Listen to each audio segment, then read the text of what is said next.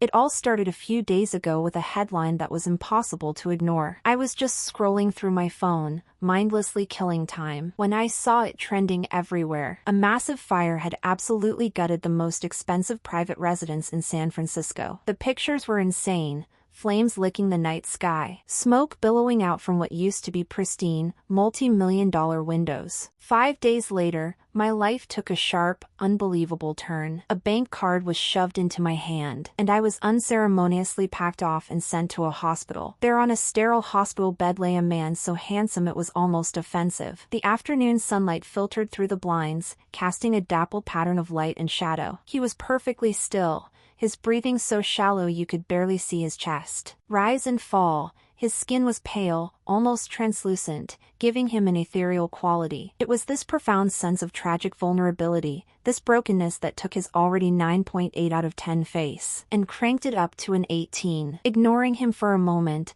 I opened my own suitcase and pulled out my bedding. I spread it neatly on the adjacent bed, taking a moment to smooth out my favorite 4-piece set. A cheerful pink fabric covered in little bows. I had to hand it to the super rich. Even the companion bed in a private hospital room was bigger and more comfortable than my own bed back home. "Sorry about this," I said out loud, directing my voice toward the man in the other bed. "I'm a bit of a germaphobe. Hope you don't mind." Naturally, the man didn't answer. He couldn't. He'd been asleep when the fire broke out. A chandelier had fallen from the ceiling and struck him on the head. From what the doctor said, he essentially went from one dream straight into another without ever waking up. It made me wonder morbidly if the two dreams were running on the same server. What did it feel like in that moment of impact? That transition between worlds. It was a shame he couldn't talk. Not that he'd answer my bizarre questions. Even if he could, I suppose I'd just have to keep my strange thoughts to myself. You see, my father was a security guard at that mansion that burned down. At the time of the fire, he had abandoned his post to sneak out for a cigarette. That little dereliction of duty was what allowed a small spark to grow into a raging inferno. He was arrested on the spot, of course, but that didn't erase the mountain of debt he now owed. My parents had been separated for years, living in different cities, but on paper, they were still legally married, which meant my mother was suddenly saddled with his catastrophic debt. And by extension, so was I. The amount was staggering. Even if we sold ourselves off piece by piece, we could never come up with that much money. Then, in a stroke of what could only be described as bizarre luck,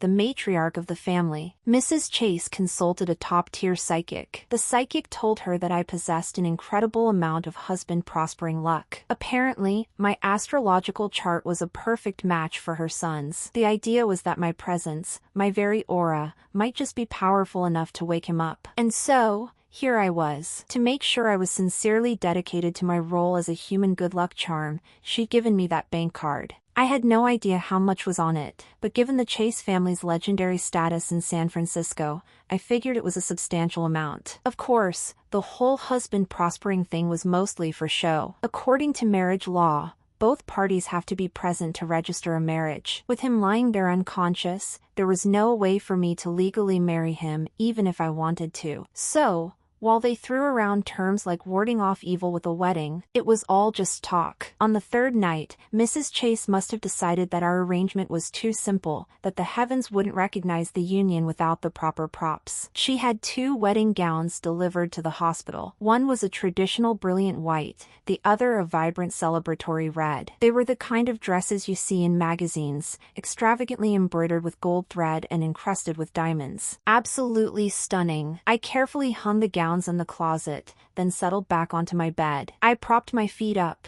peeled an orange, and opened a book. Honestly, aside from the complete lack of conversation, it wasn't all that different from being at home. "Huh? You'll never believe this," I said to my silent roommate, holding up the book. "It's a fan fiction about you and a famous actress. It says you're so particular that you won't eat the thin skin on a corn kernel. So, she has to wake up early every single morning just to peel it off for you." That's hilarious. I'm the same way with dragon fruit. I can't stand the seeds. Just then, the door to the hospital room swung open. It was 9:30 at night. A man I didn't recognize strode in. He was handsome in a flashy sort of way, wearing a floral shirt and loud shades of black and red. A pair of ridiculously ostentatious motorcycle sunglasses hung from the top button. He was bathed in a thick cloud of expensive cologne. In one arm, he held a massive bouquet of flowers. With the other, he had a woman draped over his arm. I recognized the woman instantly. It was Irene, the very same A-list actress who was the heroine of the fanfiction I was reading. My eyes, however, were drawn to the flowers. As soon as I identified them, my brow furrowed in irritation. The patient information card at the foot of Alan Chase's bed clearly listed his allergies. And right at the top of the list,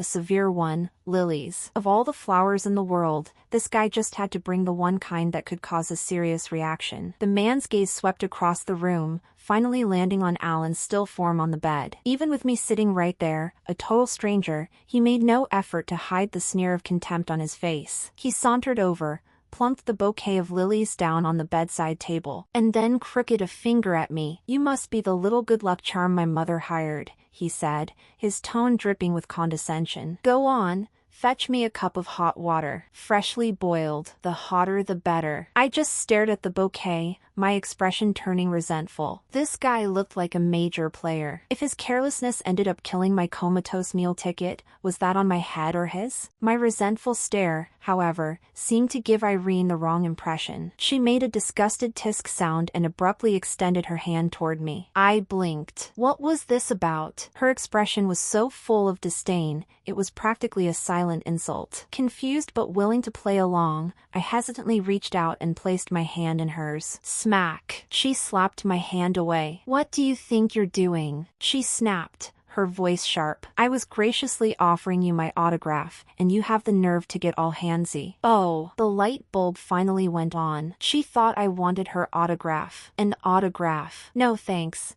I said flatly. "Who are you two anyway? And what do you want?" The strange man smirked, his eyes narrowing into a greasy, self-satisfied smile. "You don't recognize me? Playing hard to get, are we?" Good grief. Was everyone in this family completely delusional? "I'm Henry Chase," he announced, pausing for dramatic effect. "The man in the bed is my brother." "Oh, his brother," I repeated, blinking slowly. "Is there something you need?" He had clearly been gearing up for some kind of grand impressive entrance, and my bored, dismissive attitude completely deflated him. He recovered by slapping a bank card down on the table between us. "A cup of hot water," he repeated, his voice tight. Boiling hot. I didn't understand his motive, but I definitely understood the universal language of money. I immediately scooped up the card and disappeared into the adjoining kitchenette. That's right. This ridiculous hospital suite for the ultra-wealthy not only had an oversized companion bed, a walk-in closet,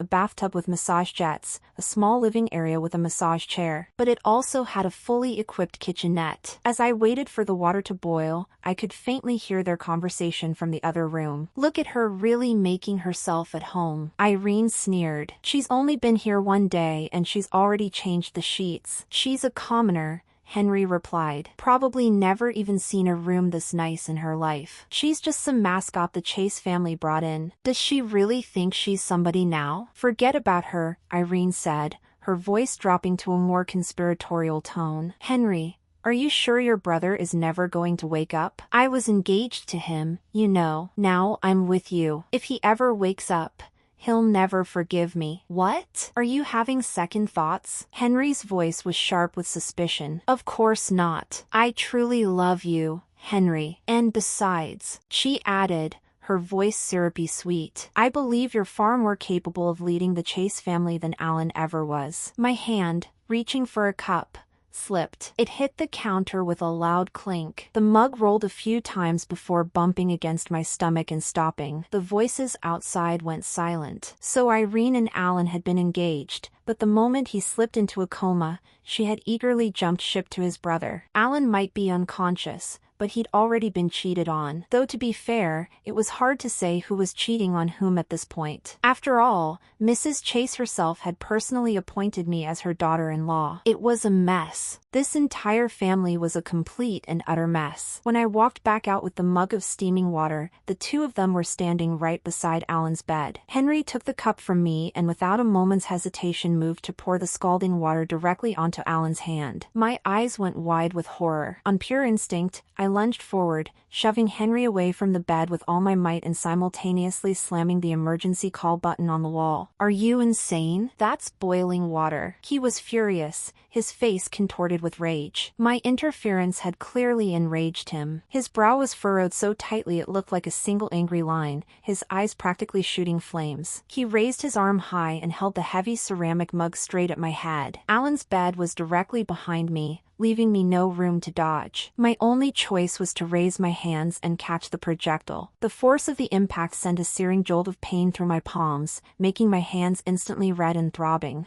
"Who the hell do you think you are?" he bellowed, his voice echoing in the quiet room. "You dare to stop me? Do you really think you're my sister-in-law now? I don't even take Alan seriously. And you think you have the right to get in my way? You should take a good long look at yourself. My mother must have been blind to pick someone like you." My expression hardened. While he was still in the middle of his tirade, I stepped forward and threw a punch, landing it squarely on the side of his face and sending his head snapping to the side. "You can disrespect me," I said, my voice low and cold, "but you will not disrespect Alan, and you will not disrespect Mrs. Chase." Of course, what I really meant was that he couldn't disrespect me, but it's always better to borrow the authority of others. Framing it that way made it sound more noble, and it would make it much harder for him to tattle to his mother later. The punch seemed to stun Henry completely. He just stood there cupping his cheek, a look of pathetic, violated disbelief on his face. It was only when the nurses and doctors came rushing into the room that he seemed to snap out of it and lunged at me. The moment he moved,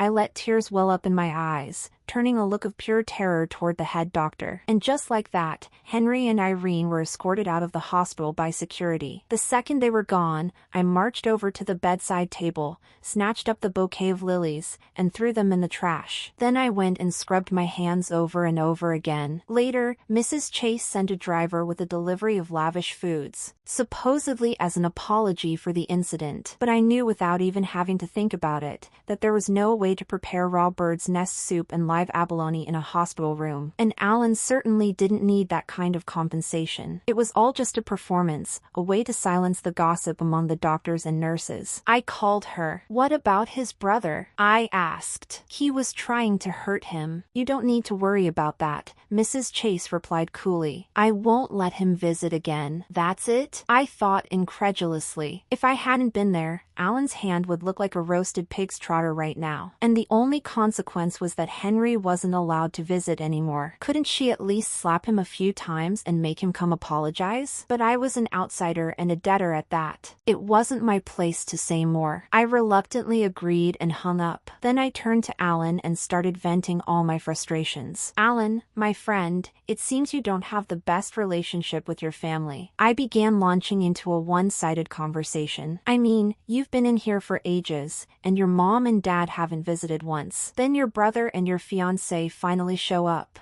but they're together, and they basically kicked you to the curb. And your brother is a real piece of work." My wrist still hurts from catching that mug he threw. But don't you worry, I didn't hold back on that punch. I guarantee you his face is going to be swollen for days. "So, you owe me one. When you wake up, you have to pay me back. And I don't want you to repay me with your body or any of that nonsense. I want something practical like a house or a car. You know, I don't even know if you can hear any of this, but if you can, you need to wake up soon. Your whole family is about to abandon you." I let out a heavy sigh full of exasperation for his sake. I turned off the lights and climbed into my own bed. "Well, good night, Alan." As I drifted off to sleep, a troubling thought began to form in my mind. There was no way I could watch him 24/7. I had to use the bathroom, eat, take a shower. I had to leave the room sometimes. What if someone snuck in and hurt him while I was gone? If that happened, I'd be the prime suspect, and there'd be no way to clear my name. I might not have a lot of life experience, but I've seen enough movies to know how these things work. Power struggles in these wealthy families are ruthless, and to avoid any legal trouble for themselves, they would definitely find a scapegoat to take the fall. And I was the perfect scapegoat. So the next morning, while Alan was out of the room for his routine physical examination, I slipped out and bought a small security camera. When I got back, I placed it discreetly on top of the tall wardrobe in the corner. I checked the angle on my phone, made sure the signal was strong, and the connection was stable. And finally, I felt a sense of relief. That afternoon, the caregiver arrived. Caregiver wasn't exactly the right word. She was a professional physical therapist hired by the Chase family for tens of thousands of dollars a month. She came every afternoon to give Alan a full body massage. Lying in bed for so long causes muscle atrophy, and regular physical therapy helps to mitigate that. The past few days, I had always left the room during her sessions to give them privacy. But after what happened with his brother, I was suspicious of everyone. I sat by the bed, peeling an orange, and watched her every move like a hawk. "Ma'am, the session is quite long," the therapist said gently. "You could go out for a walk." "I don't feel like walking today," I replied. "Don't mind me. Just do your thing. I'll be quiet." "Well, ma'am, we're about to get to his buttocks." "With you here?" She trailed off, her hesitation making it clear she didn't want me to watch. The more she tried to get rid of me, the more suspicious I became. "His butt is his butt," I said, shrugging. "We're practically husband and wife." "Are you telling me I can't even look at my own husband's butt?" "That's not it. It's really not appropriate. If you really think it's so inappropriate." I tossed my orange peel into the trash can, stood up, and dusted off my hands. As the therapist watched me with a look of hopeful surprise, I walked over to her side. "Then you can teach me how to do it, and I'll massage him myself," I declared. The psychic said, "I have husband prospering luck, right? So, let these magical little hands of mine do the work. Who knows, maybe I'll prosper him right out of this coma." The therapist looked like she wanted to argue but couldn't find the words. She finally let out a defeated sigh. "Fine. Watch if you want. Maybe you'll learn something." Her tone was now laced with a new passive-aggressive sarcasm. Thanks to my constant vigilant surveillance, the number of people loitering outside the hospital room decreased significantly. Even the daily checkups and physical therapy sessions seemed to speed up. The downside was that having lost all my free time, I was quickly becoming a zombie. I was so bored. The room was vast and empty. The only sound was the rhythmic beeping of the medical equipment. There was another person in the room with me, but he might as well have been a piece of furniture. Ever since I'd annoyed the therapist, she'd stopped chatting with me, too. Sometimes, as I lay on my bed, I started to wonder if I was already dead. Maybe the Chase family, the hospital, the crushing debt. Maybe it was all just a hallucination. But then I'd open my eyes and the reality of it all would come crashing back. I reached over and poked Alan's thigh. "It must be nice to be rich," I mused. "You haven't walked in so long, but your leg muscles have barely atrophied at all. But that therapist of yours isn't very diligent. She promised to massage your butt, but she never did. When you wake up, you'll probably find that your butt has died. But don't worry, my butt died a long time ago, too." I'm so bored. Can't you just wake up a little? Even if it's just your mouth. Just talk to me." The boredom was becoming unbearable. My main source of entertainment was now meticulously observing Alan and talking to him, even though it was a completely one-sided conversation. I had to admit, when God was handing out gifts, he didn't just open a door for this guy. He opened every single window, too. His prestigious family and immense wealth were probably the least interesting things about him. He was also incredibly handsome and had a fantastic physique. According to his Wikipedia page, he'd earned his master's degree from Yale at the age of 21, a dual degree in business and law, no less. And all those typical upper-class hobbies, equestrianism, fencing, golf, violin, he had mastered them all at a professional level. For someone so exceptional to be confined to a bed for the rest of his life, it would be a true tragedy. As I gazed at the firm, defined lines of his leg muscles, a new question popped into my head. The report said he was hit on the head, I mumbled to myself. I wonder if that would affect, things down there. Then a sudden realization hit me and I gasped, covering my mouth with my hand. No way. The therapist didn't want me to see his butt. Was it because? Oh my God, a man this beautiful and he's broken. The more I think about it, the more it makes sense. Why else would his fiancée run off with his brother so quickly? She must have known something. If that's really the case, then I'm definitely getting the short end of the stick in this deal. But well, with a face like that, I guess it's not a total loss. I should at least collect a little interest. I straightened up, leaned over, and planted a firm kiss on his cheek. It made a distinct audible smack. Afterward, I smacked my own lips together thoughtfully. Not bad. I declared to the empty room. Feels pretty good. The very next morning, the Chase family sent over a couple of security guards. They were tall, well-built, and impeccably dressed. Stationed at the door, their formidable presence was enough to deter any unwanted visitors. This was great news. The probability of me being framed for murder just went down significantly. The timing was perfect. My best friend Maggie had seen a recent social media post of mine and was now blowing up my phone. She'd called me multiple times begging me to come out. After being cooped up for so long,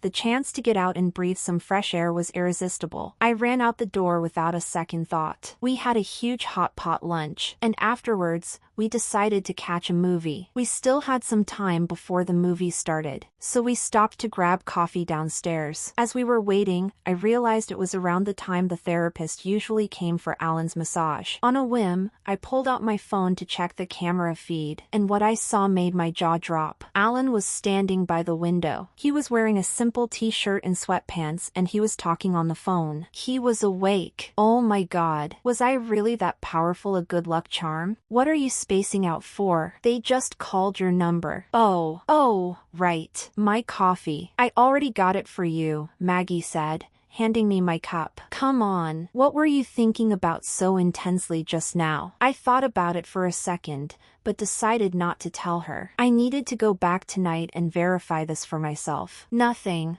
I said. Just checking in on Alan at the hospital. Your fiancé? She asked. It's just a title, I clarified. It's to give the Chase family some peace of mind.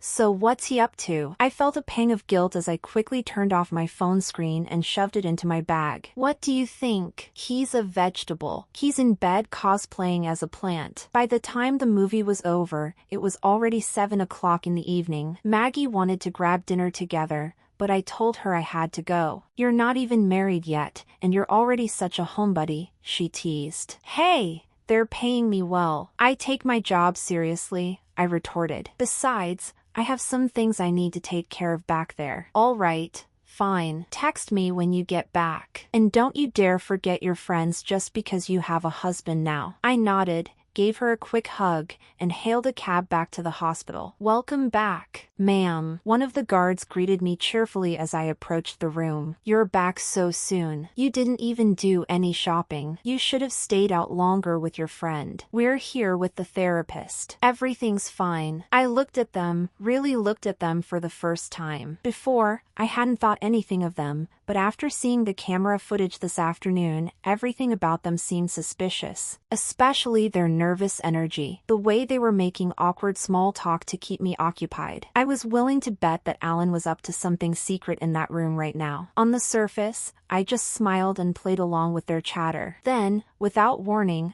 I threw the door open and rushed straight to the bed. He was there lying perfectly still, dressed in his hospital gown. I reached under the covers and touched his skin. It was warm. All the evidence suggested he had been lying here the entire time. But that couldn't be right. If he'd been here all along, then what I saw on the camera this afternoon must have been a ghost. I dismissed the 2 guards and sat down on the edge of his bed. I pulled back the covers and with my slightly cool hands, lifted his lower leg. You can fake your clothes, your body temperature, your expression, your demeanor, but you can't fake a physical reaction. There it was, a faint, almost imperceptible wave of goosebumps rising on his skin. It confirmed my suspicion. Looking at his perfectly placid face, I was suddenly struck by a mischievous impulse. My finger slipped inside the cuff of his pajama pants. I was out for so long today, I actually started to miss you, I murmured, my voice low. Why are your muscles so tense? I've watched the therapist work for long enough. How about I give you a little massage? As I spoke, my hand moved toward the waistband of his pants. I gave it a tug, but it didn't budge. I hadn't noticed it before, but now I could see the faintest, tiniest flutter in his eyelids. I get it. Faking being unconscious must be incredibly difficult. Lying perfectly still for so long without letting anyone find out. With acting skills like that, he could have a successful career as a Hollywood extra. His muscles tensed uncontrollably for a split second before he forced them to relax again. If I hadn't already been suspicious, I would have missed that subtle reaction entirely. I patted the side of his thigh. Well, I can't get them off. So, I guess I'll just have to massage you through your pants. I don't have any oil, and I wouldn't want to hurt you. Who knows? Maybe my magic hands will suddenly massage you back to consciousness. Haha. Wouldn't that be funny? If I really had that kind of power, I'd set up a booth outside the hospital. $2,000 per session. How long do you think it would take me to make $1 million? As I chattered on, my hands roamed over his legs, between his hips, and his knees. Now that he was prepared, his muscles remained perfectly relaxed. Honestly, I couldn't figure it out. What possible reason could a perfectly healthy person have for pretending to be in a coma? And how powerful must he be to get the entire hospital staff to play along with his charade? Then again, this hospital was the private property of the Chase Corporation. So, I guess coercing the staff was probably easier than faking a coma without getting caught. That night, after turning off the lights, I lay in my bed and pretended to be asleep. Alan had been faking this for a long time. He must have a goal. That meant he couldn't stay completely immobile forever, especially with those two guards outside. It was too much of a coincidence that they showed up right when my own vigilance was starting to slip. He must have arranged for them himself. I had been watching him like a hawk all day. The only time he could possibly communicate with the outside world was at night, and I'm a very heavy sleeper. Once I'm out, it takes a thunderstorm to wake me up, which gave him the perfect opportunity to move around freely. Finally, around 2 o'clock in the morning, I heard a faint rustling sound from the bed next to mine. It was a very soft sound. He was being incredibly careful. The rustling grew slightly louder as he walked past my bed, fumbled for something on the sofa, and then quietly let himself out of the room. The door clicked shut, separating the inside of the room from the hallway outside. I couldn't hear a single sound from the corridor. A few moments later, the door opened again. I heard his footsteps approaching. In one swift movement, I sat bolt upright and slammed the light switch, flooding the entire room with bright clinical light. Our eyes met. He looked shocked at first, but then his expression softened into one of resignation. He walked over to the sofa, sat down, and calmly poured himself a cup of tea. The message was clear. The gig is up. I'm done pretending. I stared at him at a complete loss for words. I had wanted to confirm if he was really awake, but that was as far as my plan went. It was pure curiosity, a simple desire not to be kept in the dark. As for what I would do after I found out, how I would interact with him, whether I would expose him, I hadn't thought about any of that. But now, it seemed I had to. How about I just pretend I didn't see anything? I offered weakly. He tapped his finger on the coffee table, gesturing for me to sit next to him. I cautiously edged over and sat down. In motion, he seemed so much more alive, more real. It was a strange feeling to describe. I suddenly realized that up until this point, I had been thinking of him as a life-size doll. And now the doll had suddenly stood up and started moving, and it was about to have a very serious conversation with me, radiating an aura of intimidating authority. I wasn't trying to deceive you, he said, his voice a low, smooth baritone. Your arrival was not part of my plan. So, what was your original plan? The question slipped out before I could stop it. The moment the words left my mouth, I realized I might have just asked a question that gets people killed. I clapped my hand over my mouth, wishing I could suck the words right back in. He chuckled. I don't bite. You don't have to be afraid. There are many disloyal people within the Chase Corporation. To gain full control, I have to take them down. But as long as I'm around, all they do is dance behind a glass wall. It's disgusting, but I can't touch them. So, I came up with this plan. All I could think to say was, that incredibly expensive mansion. Did you really burn it down? How could you bear to do that? I didn't burn it down, he clarified. Someone was genuinely trying to kill me. I just used their plan to my own advantage. I eagerly raised my hand. I know who it was. Your brother. He tried to pour boiling water on you and he stole your fiancé. He has a record. I considered him, he said, shaking his head slightly. But a man who needs you to boil the water for him and who gets knocked silly by a single punch. He doesn't seem to have the brains or the courage for something like this. I thought about it. He had a point. A guy like Henry wouldn't last a single episode on a show like Succession. He was a bad person, but he wasn't a smart person. So, Who was it? By now, my fear had completely evaporated. I reached into the fruit basket on the coffee table, grabbed 2 oranges, and tossed one to him. I felt like I was settling in to listen to some juicy gossip. Are you sure you want to know? He asked,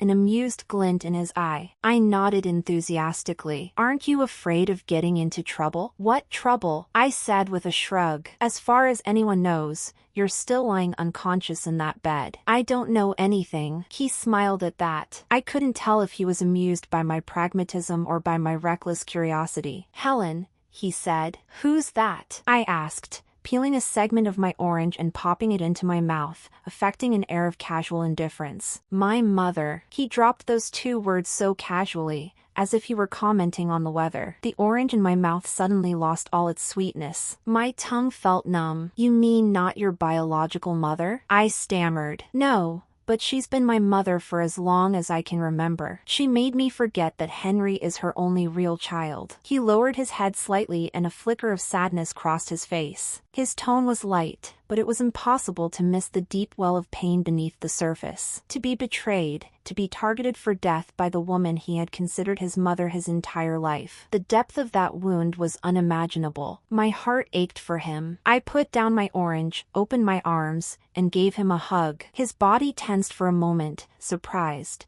but then he relaxed and returned the embrace. So, this is what he really felt like. Is there anything I can do to help? I asked, pulling back. He nodded. Actually, there is. And you're the only one who can do it. I nodded in understanding, and then a second later, I stuck my hand out, palm up. He stared at my outstretched hand for a moment, a look of confusion on his face. He glanced up at my eyes, then back down at my hand, and then hesitantly placed his hand in mine. I immediately closed my fingers around his. That wasn't what I meant, I said. But your hand is very warm. He blinked, his confusion slowly melting into a look of amusement. I gave his hand a firm tug, pulling him closer to me. What I mean, I said, my voice serious, is that this is the kind of job that could get me killed. It's going to cost you extra. He burst out laughing. All right, he said. Extra pay it is. Just before we turned out the lights again,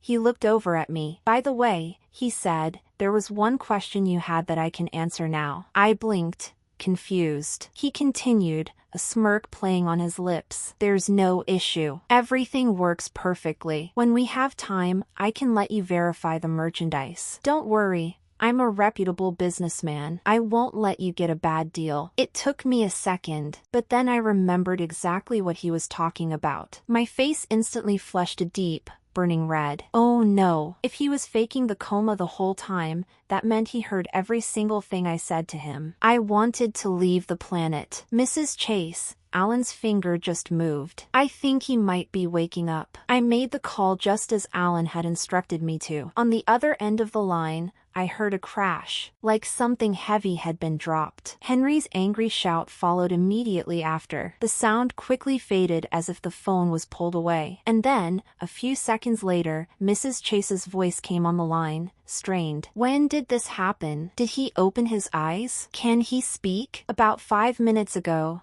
I said, trying to sound breathless and excited. The doctors are examining him now, so I don't know the specifics. But I thought I heard him call out for you, so I called you right away. He called for me? She asked, her voice sharp with suspicion. I'm not sure. I lied. His voice was very soft. It sounded like he was trying to say, Mom. I couldn't hear clearly. Maybe you should come see for yourself. There was a pause on the other end. Then she said, Fine, I'm on my way now. His father is busy. Don't bother him with this just yet. I hung up the phone and gave Alan a thumbs up. Thanks to the simple-minded persona I had cultivated, no one seemed to doubt a word I said. Before long, Mrs. Chase arrived with Henry in tow. This was only the second time we had met. The atmosphere was starkly different from the first. They both shot me a cursory glance before rushing to Alan's bedside. To an outside observer, they would have looked like the picture of a loving mother and a concerned brother. But I knew what they were really thinking. Doctor,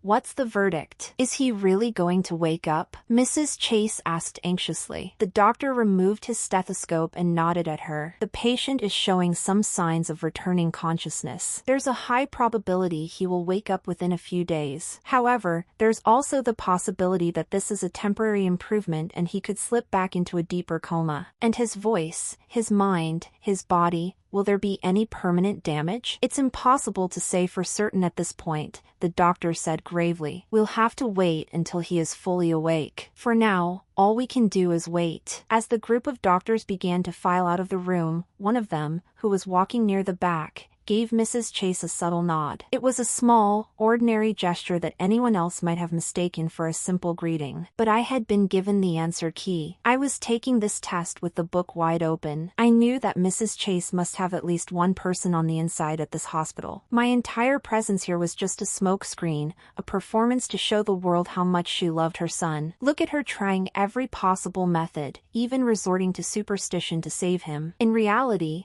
this whole family was full of staunch materialists. But if Mrs. Chase could plant a spy in the hospital, then so could Alan. In fact, he had been in charge of the Chase Corporation for a long time. Buying the loyalty of a single doctor would have been trivially easy for him. You can leave, too, Mrs. Chase said, waving a dismissive hand at me. She then sat down by the bed, her face a mask of heartfelt concern. Her acting was not nearly as good as Alan's. The way she sat down, she almost crushed his hand. And if she was so concerned, why hadn't she visited even once during his entire stay here? Her concern was a classic case of Schrodinger's cat. I didn't let any of my thoughts show on my face. I just lowered my head and quietly exited the room. The moment I stepped into the hallway, the physical therapist grabbed my arm and pulled me into a supply closet. Quick, the monitor. Let's watch together. I laughed. Oh, so now you're talking to me again. Oh, come on. This is different. Hurry up and turn it on before we miss the good part. I rolled my eyes but pulled out my phone,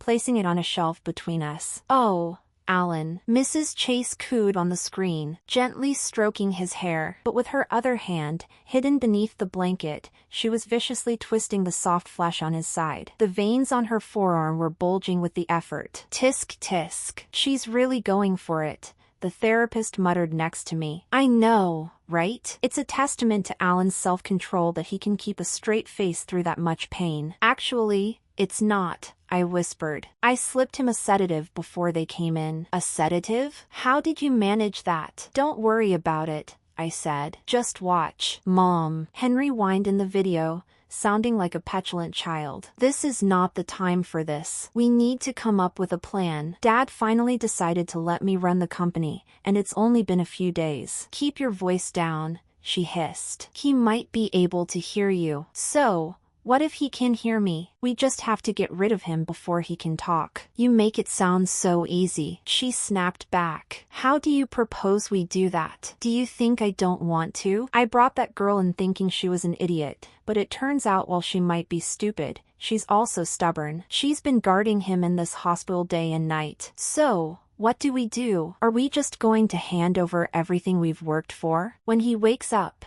he's going to investigate the fire. And when he does, you'll be the first one to go down. Mrs. Chase's face darkened. She stared at her son as if he were a complete stranger. Even as a bystander, hearing Henry's words sent a chill down my spine. His mother had schemed and plotted, even committed attempted murder. All for him. And now, at the first sign of trouble, he was ready to throw her under the bus without a second thought. Mrs. Chase pressed her fingers to her temples, thinking hard for a long moment. Starting another fire is out of the question, she said. Finally, we'll have to try a different approach. What kind of approach? A sinister smile spread across Mrs. Chase's face. Didn't you hear the doctor? He said they can't be sure if his mind will be affected when he wakes up. So, what if he wakes up as an imbecile? Henry's face lit up. Yes, an imbecile can't fight me for the inheritance, and he can't investigate the truth. An imbecile is perfect. You're a grown man now,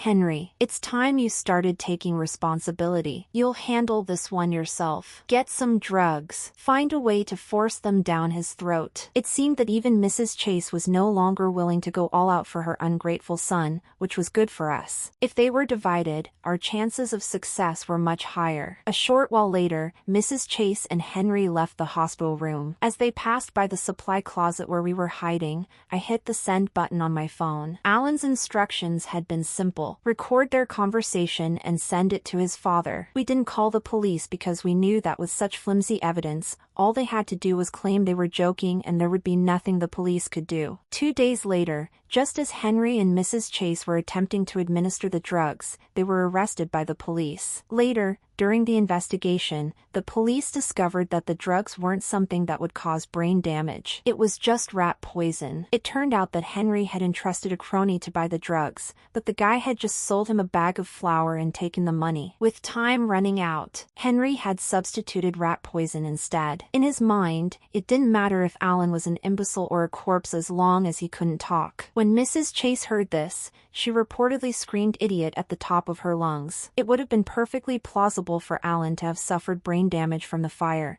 The police wouldn't have looked twice. But for him to suddenly die right before he was expected to wake up, that would have raised suspicion with everyone. And then they would have both been finished. Of course, they were finished anyway. At first, Mr. Chase hired a team of high-powered lawyers to defend them, but the moment he saw Alan dressed in a tailored suit standing before him in perfect health, he immediately told the lawyers to stand down. After spending 2 months recovering in the hospital, Alan returned to the company and initiated a massive corporate restructuring. The entire upper management was replaced. Several executives even ended up in prison. Where are you? After everything was resolved, my father still had to serve his time, but the debt that had been hanging over my mother and me was completely erased. I had been planning to leave San Francisco and go back to my old life, my old job. But the day before I was scheduled to leave, Alan called and asked me to meet him at a downtown shopping center. He owed me big time. It was only natural that he would want to give me a thank you gift. Over here across the street, Alan was waving at me. He was dressed down in a simple hoodie, sweatpants, and sneakers. His hair was soft and fell casually across his forehead,